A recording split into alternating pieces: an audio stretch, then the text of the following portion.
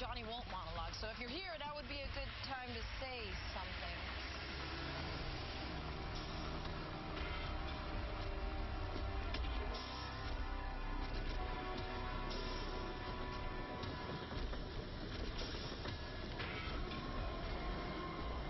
The world is one family. We are all sons and daughters, brothers and sisters, a people united, obedient and loyal to the aims of a society that works. I believe in you, my children, and all I ask in return is that you believe in me as your father, your architect, your first among equals. Come with me if you want to live. Medic! Need a medic!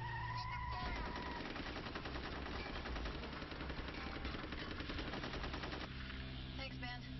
Flashed all the way back to my quinceañera before you swooped in. I heard an unidentified was in danger in Theta Sector and... Pip! You know me. Forgive me, I take great care to know all my parishioners. Wait,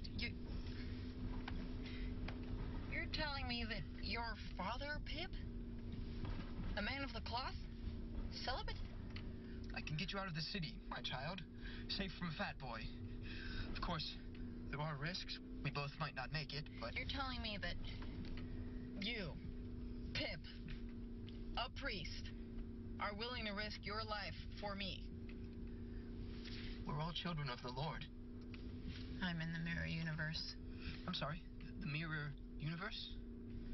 A parallel universe where everyone who's good is evil and evil is good. It's like that episode of Star Trek where Spock had a goatee and Chekhov tried to... Star Trek?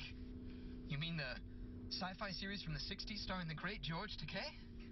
It is an evil universe. What's with the salty language?